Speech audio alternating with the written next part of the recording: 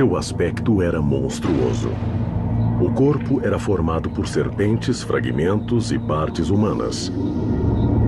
Suas extremidades eram formadas unicamente por sangue.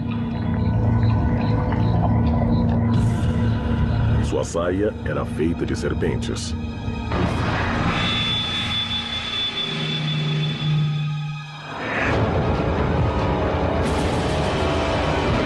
Para o Ocidente, era um monstro terrível. Para os astecas, era Tonantzin, sua mãe. Este é o mito da deusa asteca que os evangelizadores não puderam compreender e não puderam impedir que se transformasse na padroeira do México como um dos ícones máximos do catolicismo. A Virgem de Guadalupe. Uma gravidez milagrosa a expôs à fúria dos outros filhos, que decidiram matá-la no momento em que estivesse dando à luz.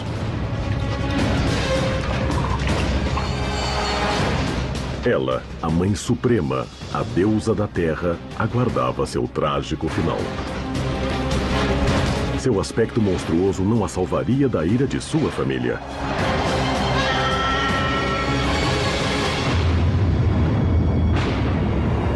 Confronto dos Deuses, América Latina.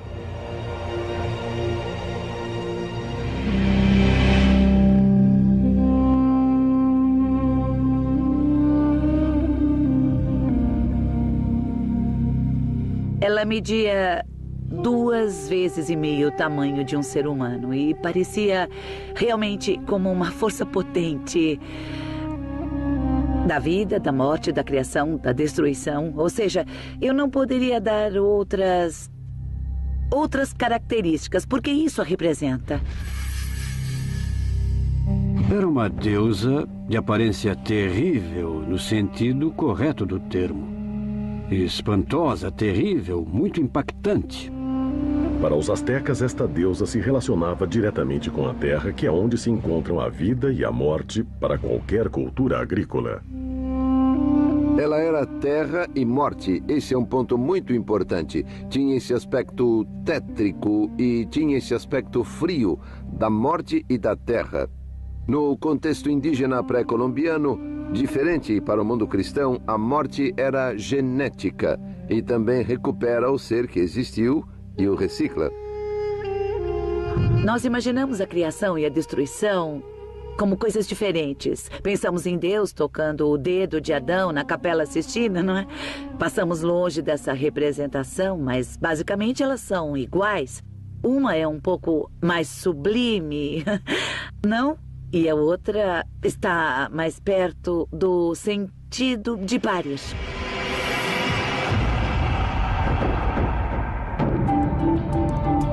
Mas seu aspecto não foi sempre monstruoso como o que passou à posteridade. Como todos os deuses astecas antes da criação do mundo, ela morou na mítica cidade de Teotihuacan. Ali, cada deus cumpria uma tarefa específica. Ela havia sido a deusa selecionada para criar vida, para encher o céu de astros. A jovem Coatlicue era dona de uma beleza encantadora, que encantou vários deuses com seus encantos, até que finalmente decidiu se casar com Mixcoatl, um dos filhos do Senhor da Criação. O jovem casal estava predestinado a um lugar preponderante na criação do mundo mesoamericano. Em pouco tempo, o casal levava uma vida sobre-humana. Seus 400 filhos são as estrelas, os seres celestes que ela pariu. Se utiliza o número 400 para representar muitas coisas. É um termo que significa uma grande quantidade. Como qualquer mãe humana, Coatlicue começou a se sacrificar pelos filhos. O que ela ignora é que eles serão sua própria perdição.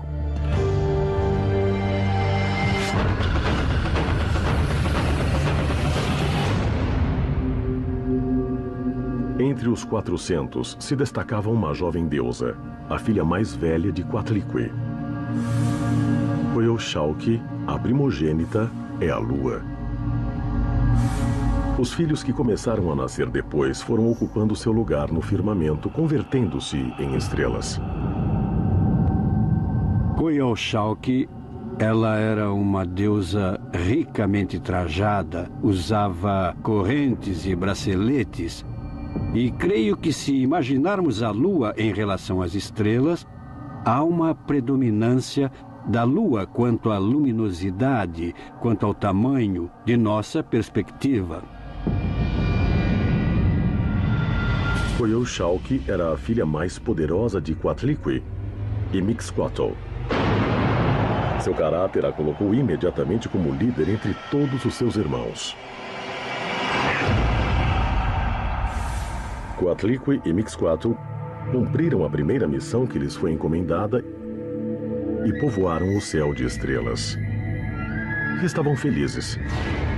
Era a hora de a deusa mãe e seu esposo descasarem em Teotihuacan, a cidade dos deuses astecas.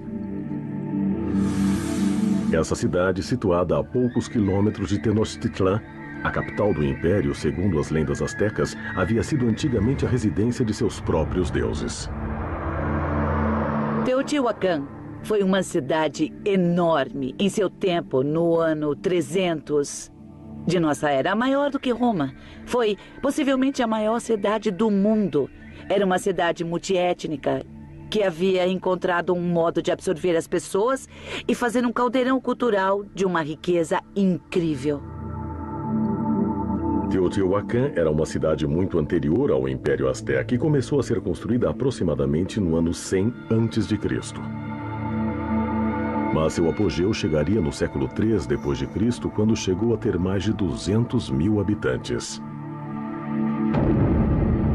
Era um ponto de confluência de diferentes culturas americanas, e às suas ruas chegavam visitantes de todo o continente. Era tão grande que nem precisava se proteger de agressores externos.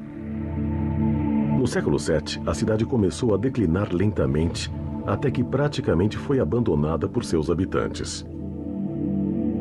Até hoje, os motivos da grande imigração são desconhecidos.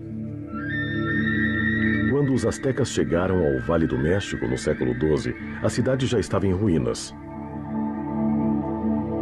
Mas ante a grandeza de suas construções, o Império Nascente não pôde deixar de nomear essa cidade como sendo o lugar de onde vieram seus deuses. Todas as cidades mesoamericanas refletiam a primeira história da criação. Então, as grandes pirâmides são a representação da primeira terra. São monumentos que marcam o tempo, a partir do qual se podia observar o sol e organizar a vida da comunidade. E Teotihuacan tinha a pirâmide do Sol, a pirâmide da Lua, com todas suas histórias míticas, a calçada dos mortos, com muitos edifícios e depois bairros, bairros, bairros e bairros. Esse lugar maravilhoso era, para os astecas, a morada dos deuses. Ali estavam seus templos e o lugar aonde deviam se dirigir. De modo que ali chegaram Coatlicue e o esposo Mixcoatl. A vida sorria ao jovem casal. No entanto, não seria assim para sempre. Coatlicue tinha seu lugar entre os deuses. Ela havia cumprido sua tarefa de cobrir o céu de estrelas. Mas uma tragédia estava a ponto de acontecer. Coatlicue começou a suspeitar do esposo e começou a segui-lo às escondidas. Nesse momento, descobriu que ele a enganava com outra mulher. A vida da deusa e de toda sua família estava a ponto de mudar para sempre.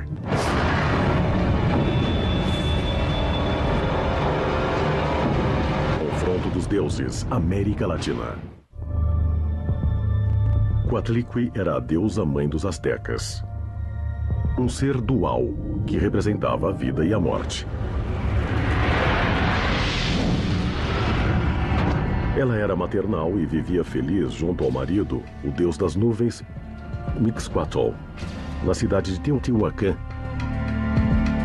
No entanto, algo estava a ponto de mudar para sempre.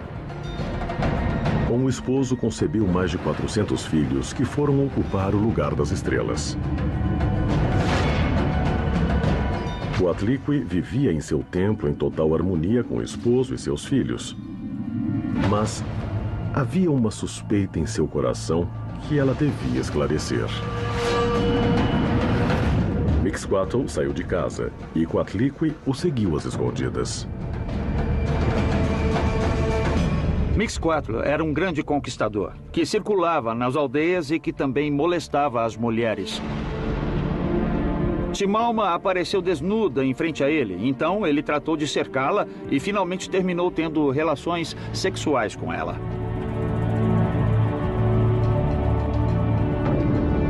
Nesse momento, descobre-se a verdade. A deusa-mãe não pôde crer no que estava vendo. Nesse momento, aproveitaram para tirar de Mixcoatl o seu ponto sagrado, que era a sua energia, a sua força, e conseguiram matá-lo. Em um ataque de fúria, Coatlicue se atira sobre o casal de amantes.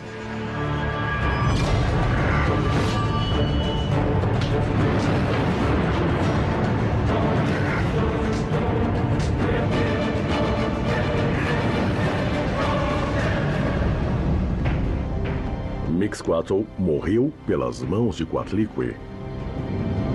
Timalma conseguiu escapar. A deusa-mãe ficou devastada. Coatlicue, a deusa-mãe, a fazedora de vida, mudou. Já não era uma bela jovem.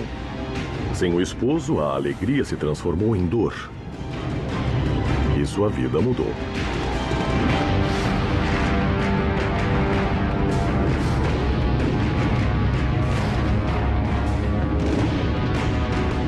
Agora ela só se dedicava ao seu templo.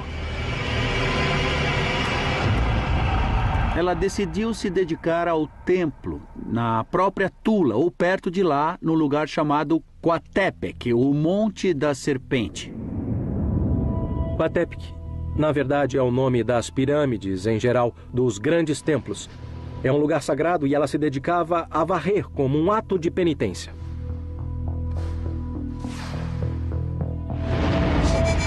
A dor e a solidão a transformaram em uma velha de traços praticamente diabólicos e hábitos obscuros. O homem sempre cria os deuses com atributos humanos. O deus é concebido como alguém humano, com amores, com ódios, com desejos de vingança, com necessidade de adoração. Então, assim devemos ver os deuses mesoamericanos. A deusa-mãe permanecia dentro de seu santuário dia após dia, tentando esquecer sua dor. Ela se escondia enquanto sua sede de vingança crescia e começava a exigir sangue humano.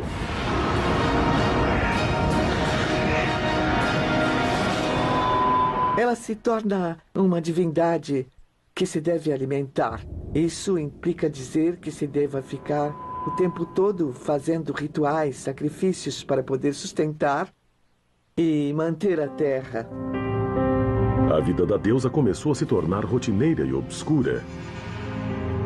Ela se fechava em sua dor. Coatlicue pensava que sua vida tinha terminado e passava seus dias dentro de seu templo. Porém, um fato milagroso mudaria para sempre a rotina da deusa.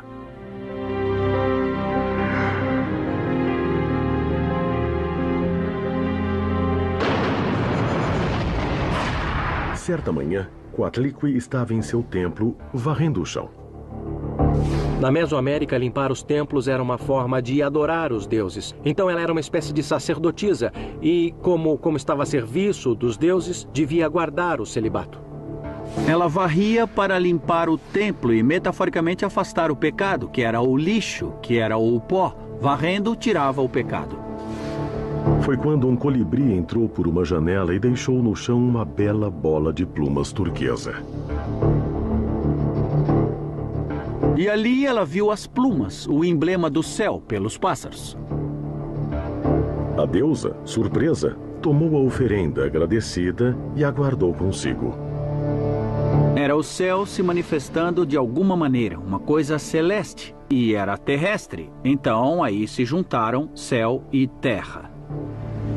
Quando terminou de varrer, quis rever as plumas, procurou por elas e não achou, e nesse momento percebeu que estava grávida novamente. O que ela guardou não foram plumas, foi uma espécie de sêmen divino. Surpreendentemente, a deusa Azteca concebeu seu filho da mesma maneira que se deu com outra mulher.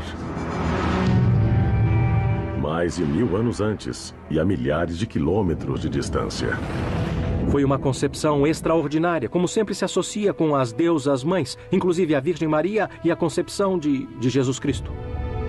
Sem imaginar as consequências, Coatlicue reuniu seus filhos. Queria contar a novidade e compartilhar com eles sua alegria. A deusa, que achava que a vida havia terminado para ela, tinha uma nova missão no mundo.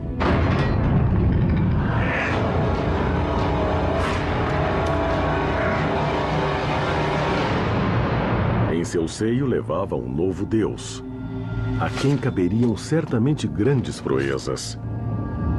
Mas Coatlicue não imaginava a reação dos filhos. Como já era uma matrona respeitável, quando os filhos souberam, ficaram furiosos.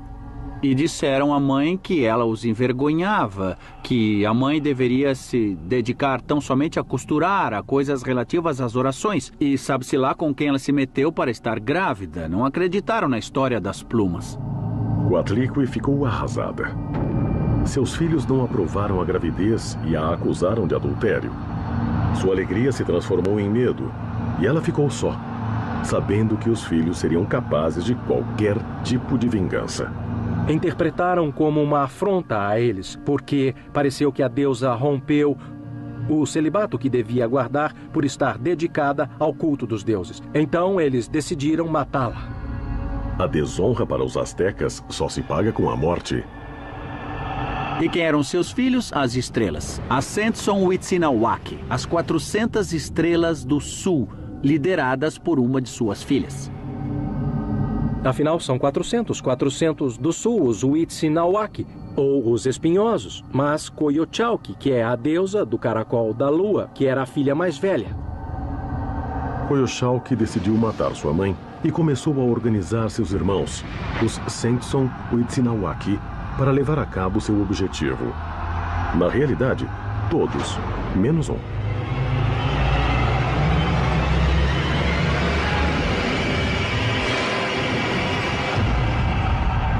Como nunca falta um fofoqueiro, um dos irmãos, uma das estrelas, decidiu avisar a mãe. Ele foi ao cume do Coatepec, o Monte da Serpente, e disse: mãe, meus irmãos planejam matá-la. E a mãe se angustiou e sofreu muito. Coatlicue pensou estar sozinha. Mas nesse momento ocorreu um segundo milagre. De dentro do seu ventre chegou a consolação que ela não encontrava no mundo. Seu filho, não nascido, falou com ela.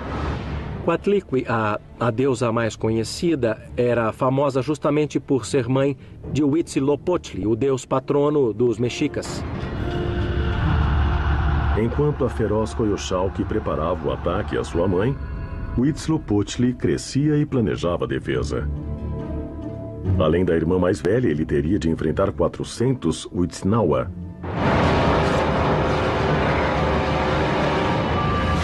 Perto do nascimento do filho, que era um deus, logicamente, cercam Coatlicue em um monte sagrado, o Coatepec, o Monte da Serpente. E justo antes de nascer, quando os Huitznahuac e Coyolxauhqui se aproximavam, o menino que a deusa levava nas entranhas falou de novo: não tema, eu a protegerei. Coyolxauhqui avançou com firmeza diante de seu exército formado por seus irmãos, até o local onde a mãe estava. Coatlicue os havia desonrado e agora devia morrer sob a espada deles. A deusa-mãe estava resignada e tinha saído do santuário oculta em um dos flancos do monte Coatepec. Ela estava a ponto de dar à luz. Ali, aguardou pacientemente sua morte. sabia que ela sozinha não podia fazer nada contra a ira de todos os filhos. Coatlicue, a deusa mãe dos astecas, aguardava com resignação seu trágico destino. Um exército formado por seus filhos avançava para ela. Eram mais de 400 deuses furiosos que estavam dispostos a tudo. Levando o exército estava Coyolxauhqui, a filha mais velha de Coatlicue. Coatlicue só podia esperar um milagre. De dentro do seu ventre, o filho que crescia, o futuro deus da guerra dos astecas, Huitzilopochtli, prometeu protegê-la. Mas ele sequer tinha nascido.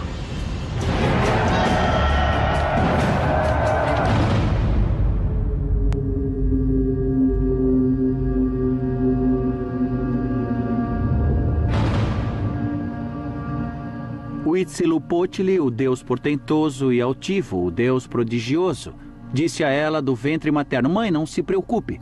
Quando chegar a hora, saberei agir. Coyolxauhqui tinha cercado Coatlicue, que estava no Monte Coatepec, o Monte da Serpente. A deusa da terra ainda não tinha parido. Estava desorientada, mas confiava na promessa que o filho não nascido lhe tinha feito. Mas poderia ter existido o cenário dessa terrível batalha, dessa feroz tentativa de matricídio?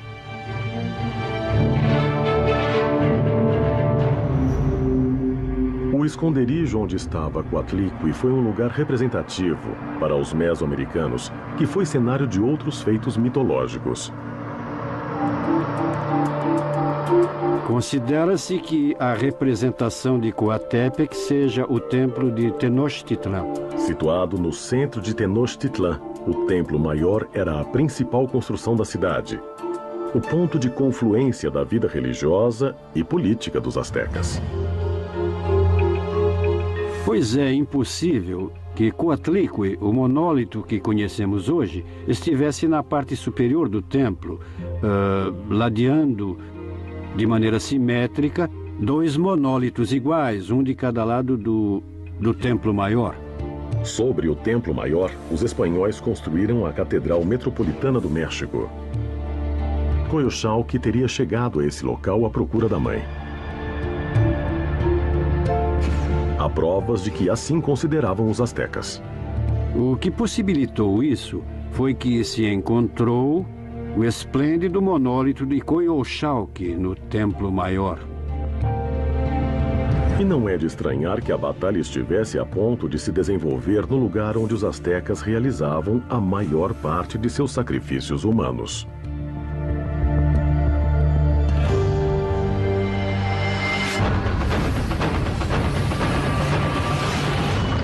Os sacrifícios a Huitzilopochtli, que são deuses solares e da guerra, são sacrifícios de homens, guerreiros que estão no auge de sua força corporal.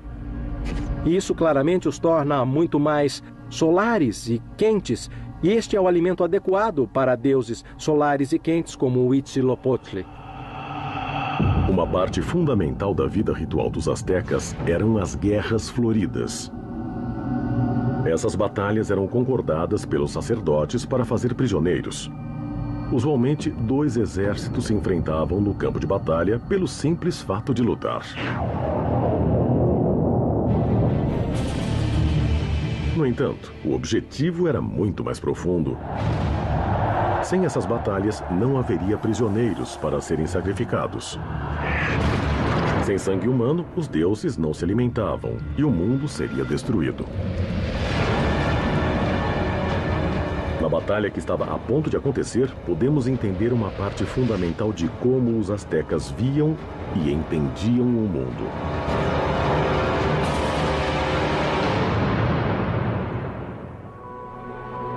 Os 400 filhos iam atacar uma mulher que consideravam estar desarmada. Talvez haja aí uma metáfora da identidade dos astecas ou mexicas, que eram um povo que havia começado sua história como um povo fraco, como um povo estrangeiro, como um povo sem pátria, um povo sem terra, sem reis, sem nada. Coyolxauhqui não procurava uma batalha justa. só queria se vingar de sua mãe. O resultado da contenda pareceu óbvio. Mas foi por esse motivo que Huitzilopochtli adquiriu grande parte de sua fama.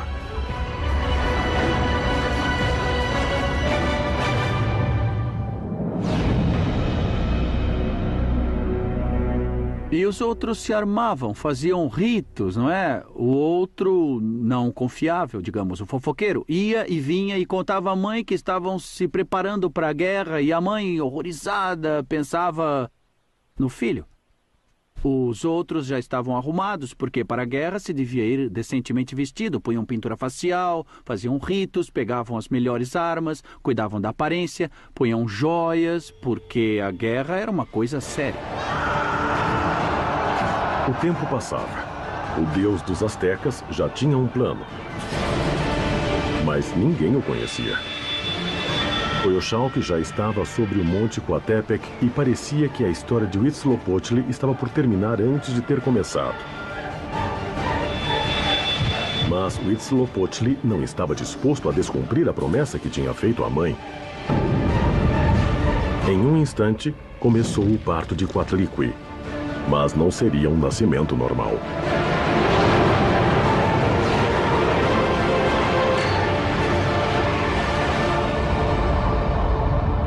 Eles já avançavam sobre ela com Coyoxauhqui na frente. Nessa hora nasceu Huitzilopochtli.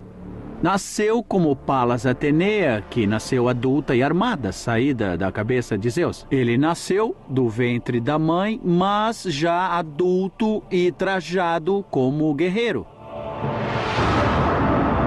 E nasceu com uma nova arma, que seria uma arma muito poderosa, a arma que vai fazer com que os astecas sejam os mais poderosos do Vale do México e conquistem boa parte da Mesoamérica. E aí, o feroz e terrível guerreiro se encontrou frente a frente com seus irmãos. Ele não era um menino indefeso. Nasceu preparado para a guerra e estava disposto a defender sua mãe até as últimas consequências. Mas ele nasceu principalmente com uma arma prodigiosa, a Xiuhcoatl, a serpente de turquesa, e com essa arma ele enfrentou seus irmãos. A Xiuhcoatl era o relâmpago, o trovão, o raio, e também teria características de raio solar, mas fundamentalmente era o raio. Coyoxauhqui estava à frente de seus 400 irmãos. Todos avançavam como um exército compacto para matar a mãe e Huitzilopochtli. Coatlicue observava. Todos os seus filhos estavam a ponto de se enfrentar em uma batalha de morte.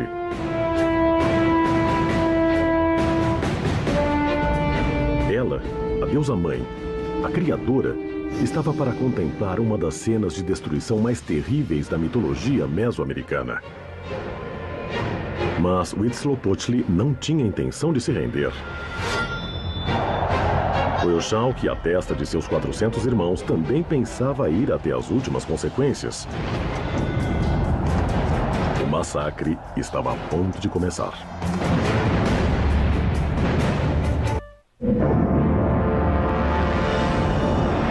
Coatlicue era a deusa-mãe da mitologia asteca.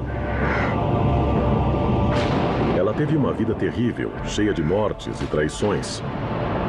Estava a ponto de passar pelo pior momento de sua existência. Ela se encontrava em um flanco do Monte Coatepec e acabava de dar à luz seu último filho, Huitzilopochtli, o deus da guerra dos astecas. Sua gravidez milagrosa, sem relação com o homem, foi uma sentença de morte assinada por Coyoxauhqui, sua filha mais velha. Huitzilopochtli nasceu como grande guerreiro, preparado e vestido para a guerra. Coatlicue estava para testemunhar o pior massacre da mitologia mesoamericana. E Huitzilopochtli atacou seus irmãos como guerreiro valoroso.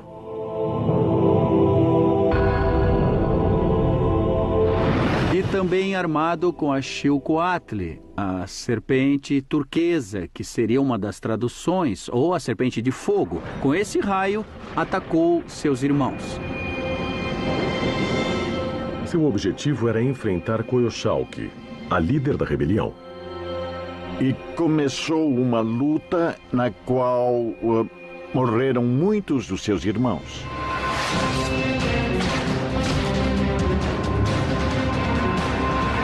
Os 400 irmãos foram recebidos por Huitzilopochtli e a maioria foi massacrada pelo deus.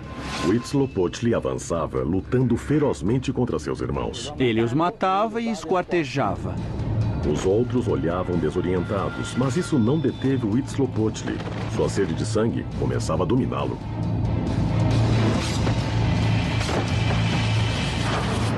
Um a um, atirou seus inimigos ao firmamento.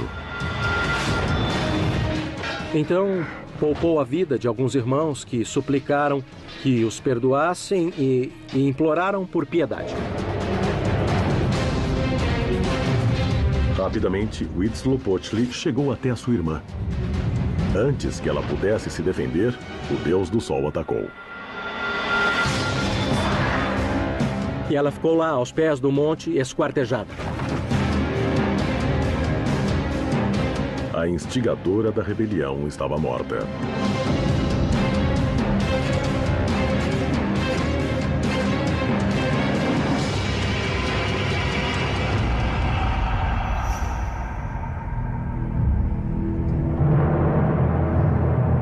Depois da batalha, o deus da guerra tomou sua mãe e juntos voltaram ao santuário da Casa Negra. Acabava de nascer o deus mais implacável da Mesoamérica, que os conquistadores espanhóis, séculos depois, associariam ao demônio.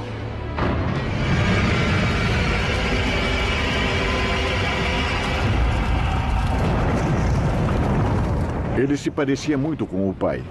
Caloroso, luminoso, masculino, mas também com características da mãe, com o poder de distribuir personagens diferentes sobre a Terra. Dentro do mito de Huitzilopochtli, sua primeira batalha foi fundamental. E como havia salvado sua mãe. Mas há outra explicação para essa feroz batalha. Ele veio sincronizar a queda da lua, a morte dos irmãos, a queda das estrelas e o nascimento cotidiano do sol no horizonte. As estrelas, em especial a Via Láctea, são os 400 irmãos que todas as manhãs fogem dos raios do sol, que obviamente são representados pela espada de Huitzilopochtli. A Xiuhqua-Tol.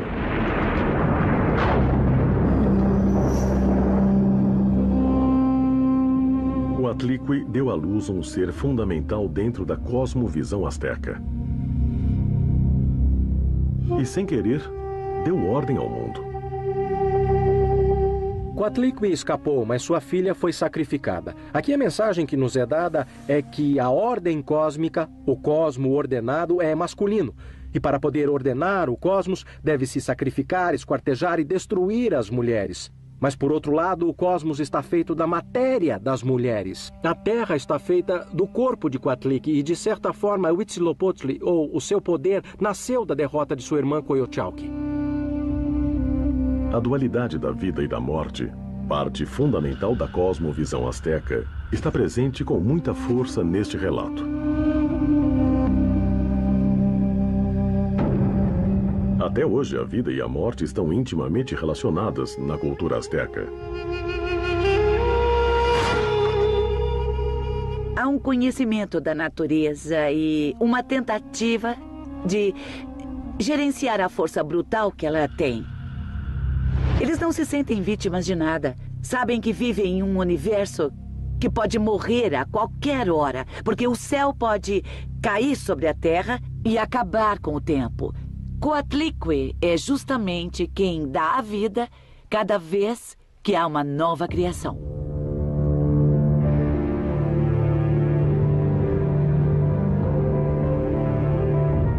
O tempo dos astecas começou a ser regido a partir do parto de Coatlicue.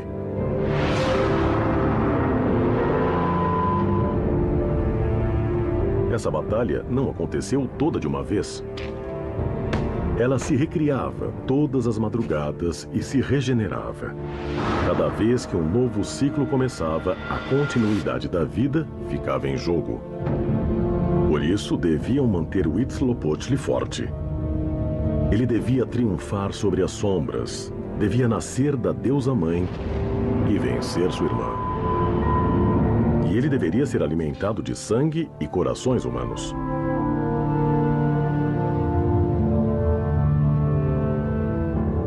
Cada batalha a alimentava. Cada vez que se oferecia um sacrifício a Coatlicue, uma vida, ela a devorava. Por isso estava cheia de caveiras e corações e mãos, porque ela os recebia como uma oferenda para que a vida continue. Mas ela mesma que os recebe é a morte. Coatlicue tornou a voltar para seu templo.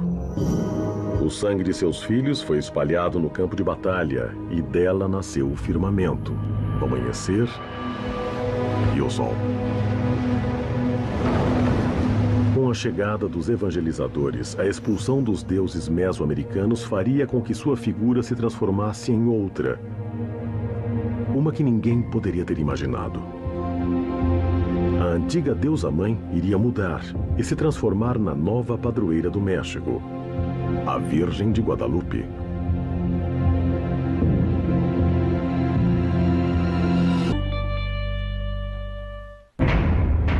Coatlicue era a deusa-mãe dos astecas. Ela pariu mais de 400 divindades, as estrelas e a lua. Era a mãe de Huitzilopochtli, o deus do sol e da guerra para os astecas. No entanto, com a chegada dos espanhóis, o reinado dos deuses astecas chegou ao fim. Pelo menos assim pareceu.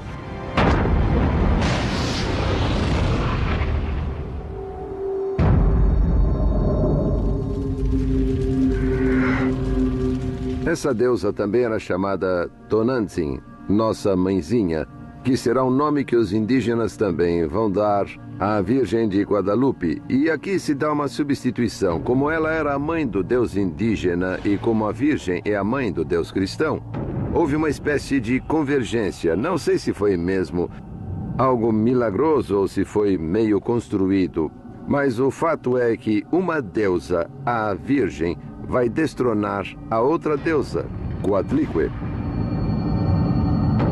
O culto a essas deusas era fundamental ao culto religioso mesoamericano. E também o culto às deusas mulheres era uma parte muito importante do culto religioso católico.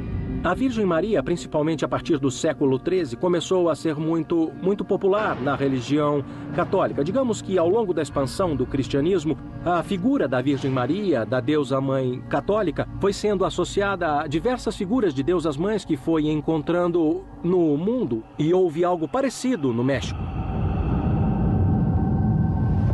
Pouco após a chegada dos espanhóis, uma nova mãe se instalou no panteão dos deuses. A nova figura, progenitora do deus dos ocidentais, chegou sob a evocação de Guadalupe.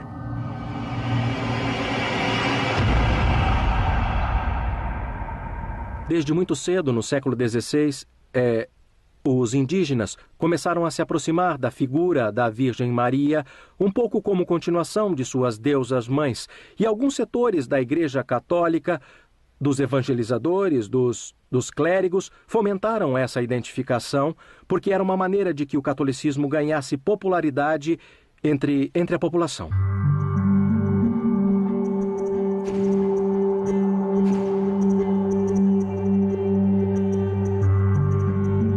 A nova figura rapidamente se transformou na padroeira de todo o México. E a devoção dos fiéis se expandiu rapidamente pelo território. Mas os evangelizadores não suspeitavam que atrás de sua nova figura, a antiga deusa continuava vigente.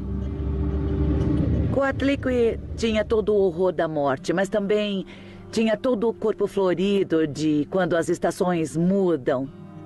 A representação de hoje de Guadalupe tem as mesmas forças porque suas roupas vermelhas ou rosas estão cheias de flores e seu manto azul está cheio de estrelas e a figura volta a ter as duas partes.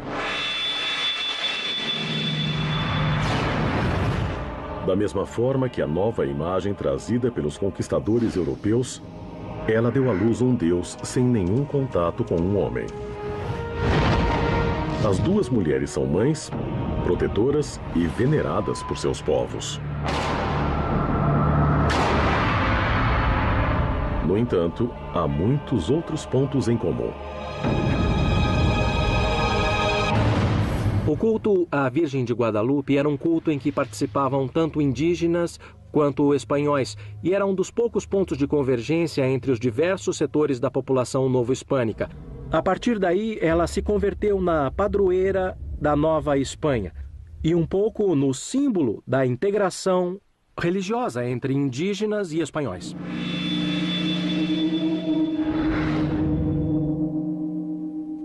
As coincidências entre as duas figuras femininas colaboraram com a imposição da nova cultura.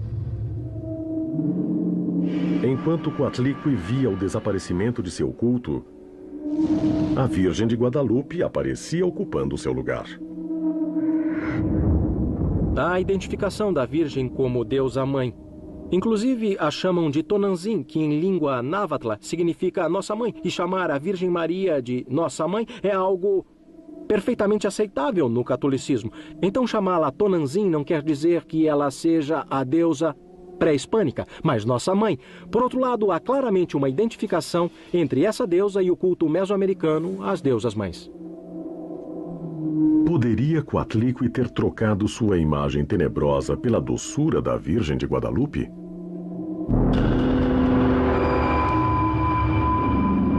A Virgem de Guadalupe é uma mãe calorosa, terna, certo? Que remete à bondade e à vida.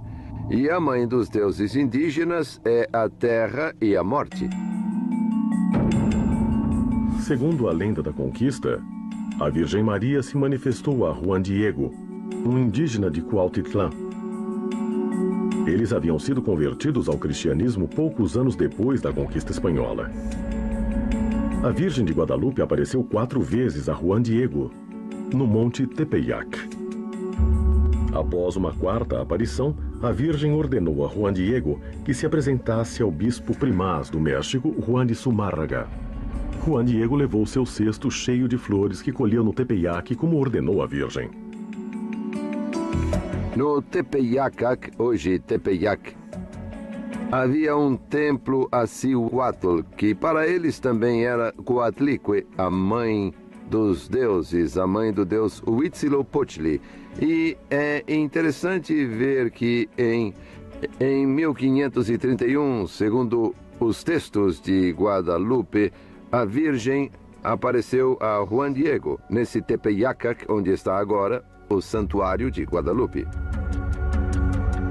Guadalupe ficar no santuário de Tonantzin não é excepcional. A maioria dos santuários importantes, principalmente do centro-sul do México, católicos, está construída sobre santuários indígenas importantes.